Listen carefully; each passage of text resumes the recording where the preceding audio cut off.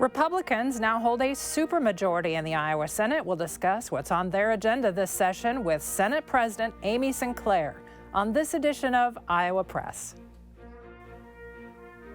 Funding for Iowa Press was provided by Friends, the Iowa PBS Foundation, the Associated General Contractors of Iowa, the public's partner in building Iowa's highway, bridge, and municipal utility infrastructure.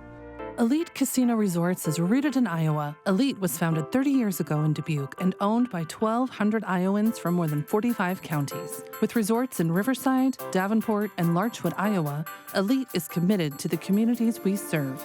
Small businesses are the backbone of Iowa's communities, and they are backed by Iowa banks. With advice, loans, and financial services, banks across Iowa are committed to showing small businesses the way to a stronger tomorrow. Learn more at iowabankers.com.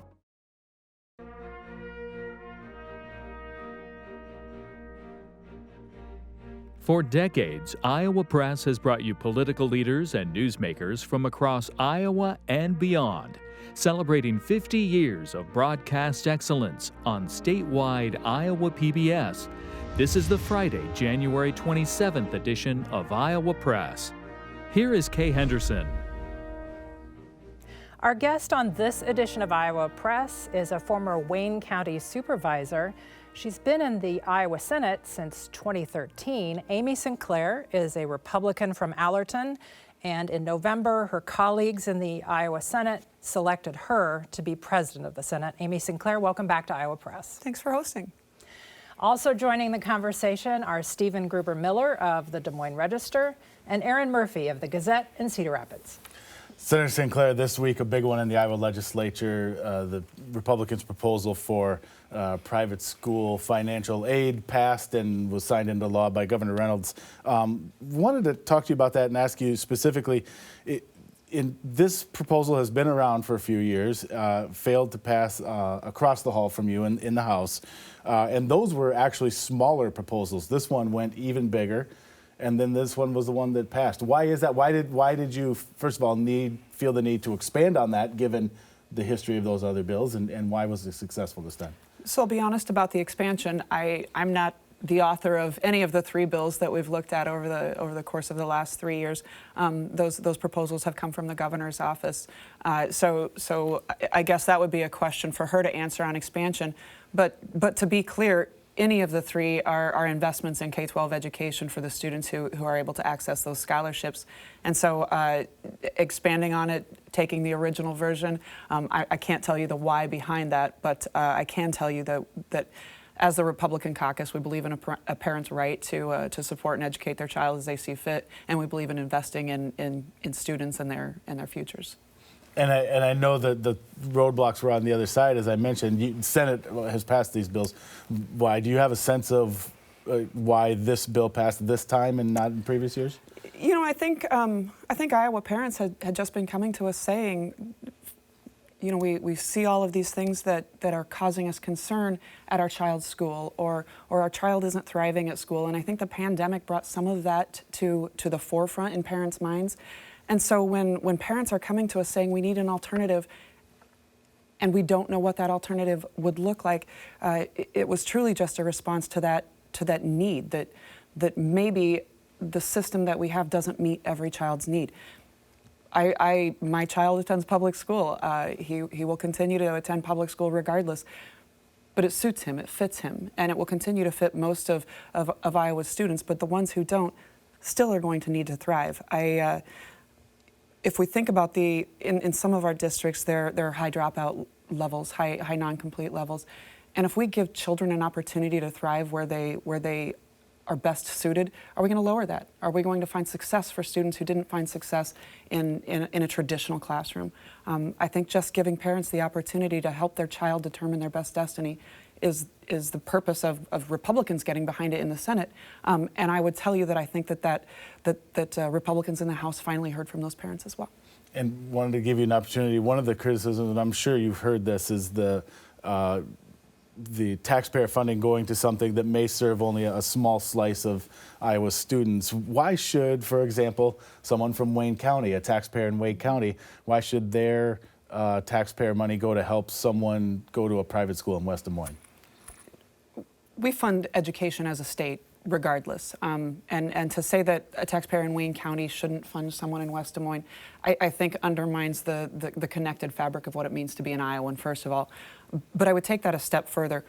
We already fund scholarships to private, to non-public colleges and universities. We already partner with public funds in our preschool programming. We've left K-12 out of that conversation. We're already doing that. Taxpayers in Wayne County are already paying for, and by the way, accessing Iowa tuition grants. They're already paying for and accessing Teach Iowa scholarships, those loan repayment programs that are available if they go into a hard-fill teaching position.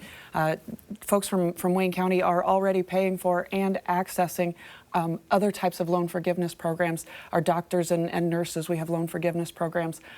They're already paying for and accessing numerous examples of dollars that are going into non-public institutions. This really isn't any different than that.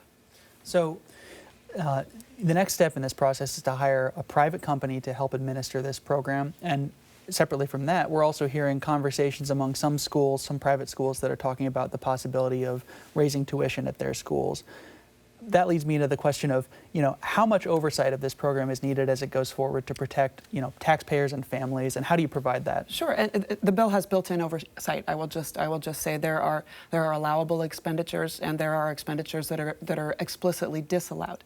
As far as the third-party vendor being in charge of that, that's an option. It's not required. It allows for that option, and largely because of what you said, there are third-party vendors that have better built-in fraud checks because they've done this before in other states. And so making that one of the options is frankly a way to build in a layer of fraud protection. There are many platforms in other states that only allow expenditures to vendors who have been approved by the Department of Education.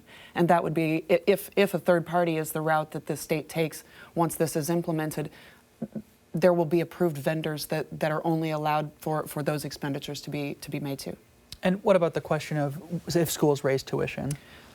Because this is a scholarship to a student, just as our Iowa tuition grant is a scholarship to a student, this bill does not in any way address how a non-public school functions. It doesn't even reach into that. That's not under the government's purview to tell a non-public school how to function. I would tell you that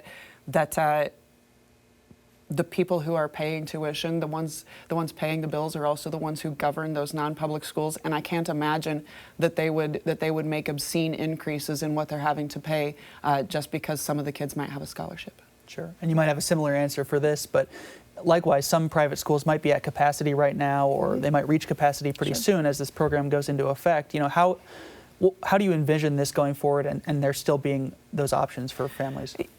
You're absolutely right. There are some non-public schools that are already at capacity. There are some non-public schools that have been building out additional capacity over the years because for the last 3, 4, 5 years there has been increased demand on non-public schools, and so some of that is already in the works. How do we continue to ensure that there's choice for students who need it? I'm hopeful that the market drives that. Does that mean you expect to see more private schools in Iowa? I don't know if I expect to see more private schools in Iowa. It would not surprise me if those non-public schools expanded their footprint, increased teachers, their staffing, and allowed for more students to attend. Earlier this month, when the governor announced her plan, she said that parents would be getting nearly $7,600 in these educational savings accounts, and that was based on 2.5% growth in the state aid for public schools, because it will be equal between public and private. Senate Republicans have introduced a bill that would go to 2%. What happened? I mean, are you going to give parents less in that account in the coming year? So I wasn't a part of, I haven't been a part of those negotiations on the supplemental state aid increase, that percent of growth that we annually increase the funding that we send to our public school system. The bill that was introduced is a shell bill. It allows for the process to move forward so that we meet the 30 days that we want to get that number to schools. They have to certify their budgets here April 15th, and we want to make sure that they have that bill moving forward. I don't anticipate that 2% will be the number that is included once those negotiations are complete. What about 2.5, which was the governor's recommendation? The governor's and the whole debate that we've had for the past week. The governor's recommendation was 2.5% plus an additional 0.5% within the teacher salary supplement that would go directly to teacher salaries. And from my perspective, we also need to maintain the increased funding level so that we're buying down to the statewide average those transportation costs. That's long been a priority of mine, to keep funding equity between urban and rural districts, because transportation is such a huge part of the budget in those rural areas. There are a lot of moving parts within that conversation, and I would expect you would see all of them addressed. Truly, the bill that was introduced was just to get the process moving and not a reflection on where we actually intend to be. Last year, as Education Committee Chair, you oversaw a bill that was called the Parents' Bill of Rights. It was essentially a bill that kind of listed things that schools would be required to offer up transparency-wise about curriculum, et cetera. Nothing was passed last year in that general sphere. The two chambers didn't agree. So I assume we'll see legislation on that topic again this year. Will you be working on something similar? Do you expect a different bill? And what do you want to see in some kind of legislation that asks of schools regarding transparency? Absolutely. Parents have a right to know what their children are being taught. They have a right to know who's teaching them. They have a right to access records from their child. They have a right to consent or deny to instruction or to screenings or a whole host of things. And those are already rights that are available through federal rules. The bill that we passed through the Senate last year essentially codified and made it explicitly part of Iowa law that parents do have those rights. That parents can, reasonably access their child while they're at school. They can be engaged and a part of knowing what their child is learning. I anticipate we will have something similar, as you and Kay both alluded to. I'm no longer the education chair. I now serve in a different role. But I have been working with Senator Ken Rosenboom, who is the new education chair, and he has every intention of bringing that back out and making sure that as a state, we're identifying the crucial role that parents play in the education of their children and helping them to be, if you will, in the driver's seat of determining what's best for their individual child. The court ruling, Pierce v. Society of Sisters, that said children are not mere creatures of the state, we believe that. It's not just words on a piece of paper. We genuinely believe that children are not mere creatures of the state, and that the parents and guardians who are in charge of those children have every right to educate them in the way that they see fit. And so we're trying to make sure that our public policy aligns with that court decision in the scope of parental rights. I haven't seen what that bill looks like yet. I know there are some proposals both with the House and the governor's office that I haven't seen either. But we want to acknowledge from the legislature that we believe parents are the primary responsible parties in educating children. There has been legislation on the House side on this. Do you, and not necessarily that bill specifically, but either you personally or your caucus, do you know where you stand on some of those specific proposals that would, for example, require schools to notify parents if their student, if their child wants to be referred to as a different pronoun or as a different sexual orientation? Those are the kind of things that LGBTQ advocates have concerns about. Speaker Grassley, when we talked to him on this show, had something similar to what you just said about parents' rights. Where do Senate Republicans fall on that? A child under the age of 18 can't get a tattoo in the state of Iowa. Not even with a parent saying they can't get a tattoo in the state of Iowa. I think that those of us in the legislature would wholeheartedly agree that a decision as large as altering your identity is something that a parent ought to be involved with, that a parent ought to know about. We're talking about a child's mental health and their well-being. Of course a parent ought to know. I haven't read the House's bill. Please don't make me comment on a specific bill. I often don't pay attention to House bills until they come to us in the Senate. But philosophically, Parents ought to know what's going on in their child's lives. Those types of issues can certainly interfere with all capacities of a child's life and education, and a parent ought to know. And we need to move on, but I want to follow up and ask you the same thing I asked Speaker Grassley. There are cases we know where parents react in ways that can upset those child. And you talk about a child's mental health and well-being, that can go the other way as well. So what is your message then to those young people who may not feel comfortable talking about this stuff at home, but do at school for now? Court decision after court decision after court decision, and I won't dive into them, but over and over and over again, the courts have granted the parent the final authority in raising their child. And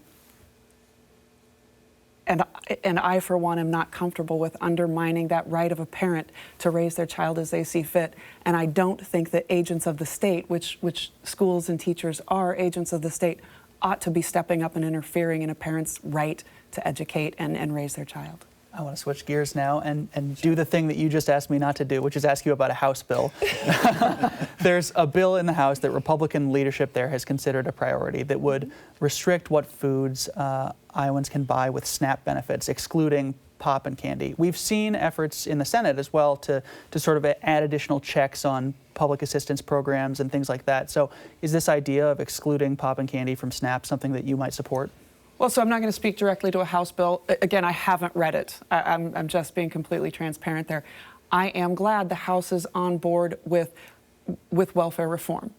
We know because we've been fined by the federal government, we know that fraud and abuse exist within our system.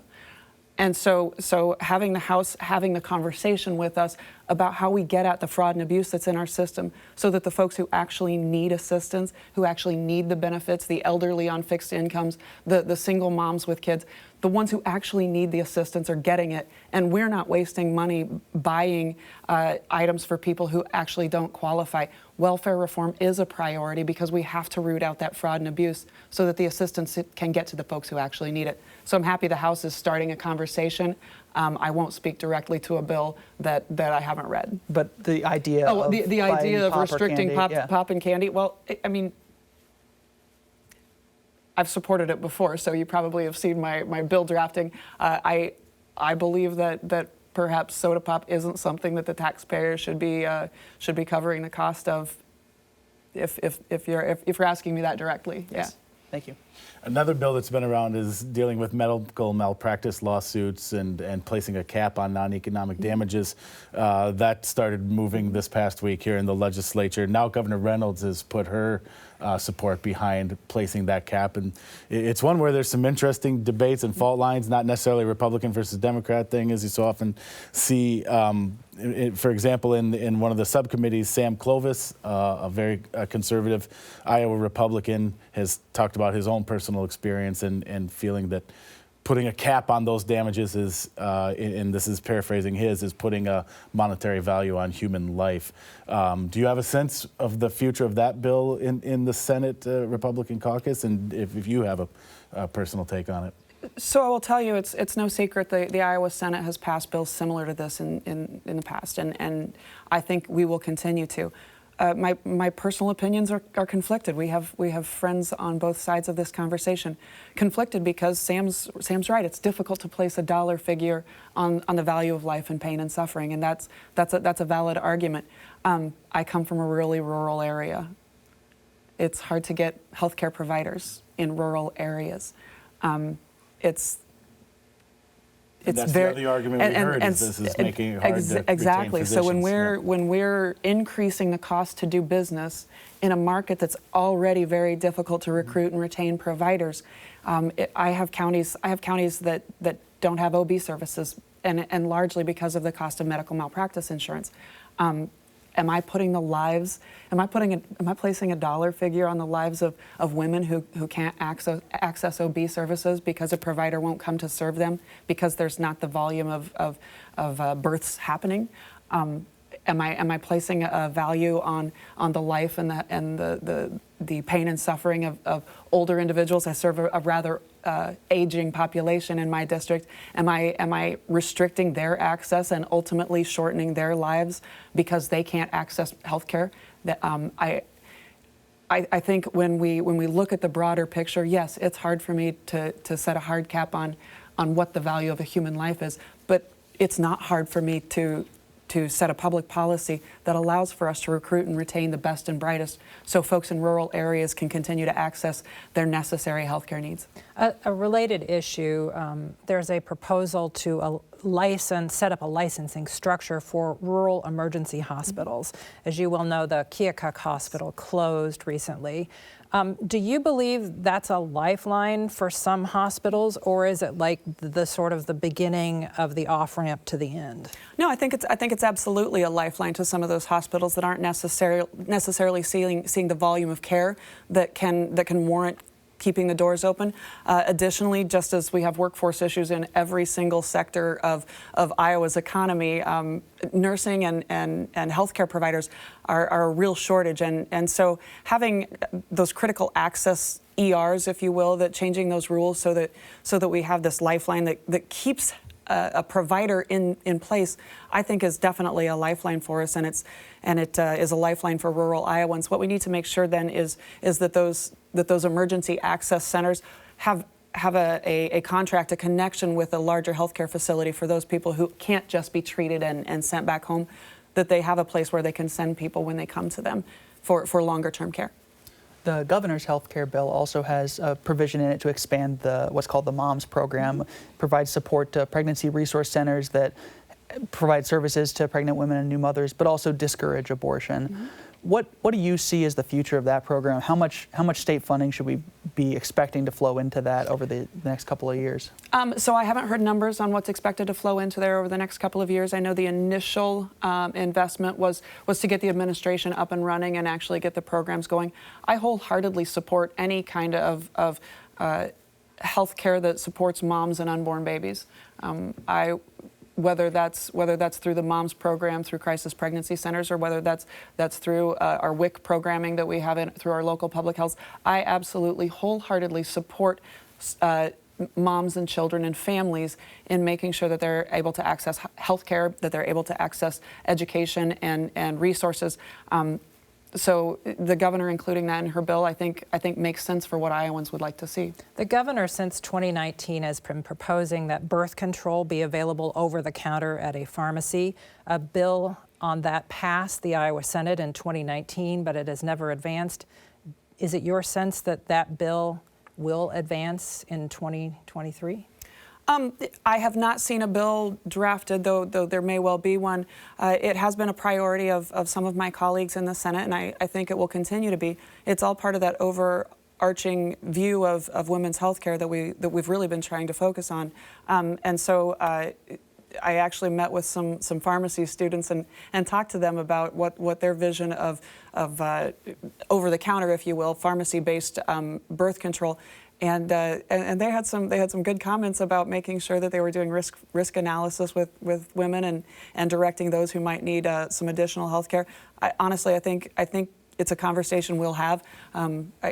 For me personally, I think it's a fine process to move through. And so if we can gather the support, I would definitely see that being part of the broader conversation about women and children's health. There is a very significant case pending in front of the Iowa Supreme Court that would reinstate, or could, depending on how it's ruled, reinstate a law that Republicans passed in 2018 that would prohibit abortions once a fetus heartbeat can be detected.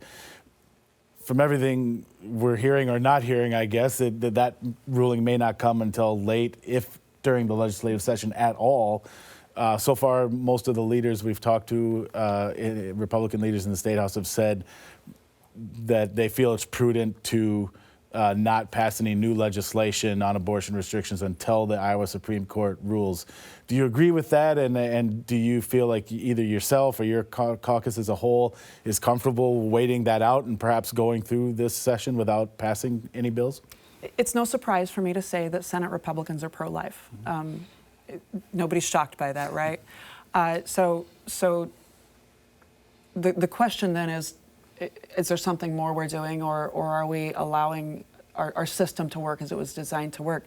From my perspective, it makes the most sense to allow the systems that are there to do exactly what they're doing, to go through the process and make sure that we're letting that separation of powers do the job that it's intended to do. There's no sense in my mind to pass bills that would not meet constitutional muster if the process we're going through doesn't meet constitutional muster.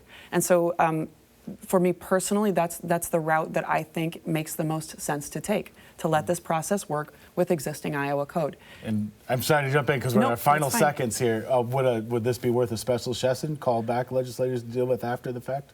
I won't speak to that. That's not a call that I'm going to make. There are folks on both sides of that question, and very passionately on both sides of that question. I will just say I'm interested in watching the process work and making sure that anything we do doesn't muddy the waters. So, collectively, would Senate Republicans be comfortable with a 6-week abortion ban, or do you want to completely ban abortion? I won't speak for other Republicans. We passed the law that we thought made sense for Iowans. Okay. Thank you very much for your time today. I'm sorry we are out of time at this discussion, but we'll have one again sometime. It's been my pleasure being here. Thank you. If you want to watch parts of this that you missed, you can go online to iowapbs.org and watch every episode of this program. For everyone here at Iowa PBS, thanks for watching today.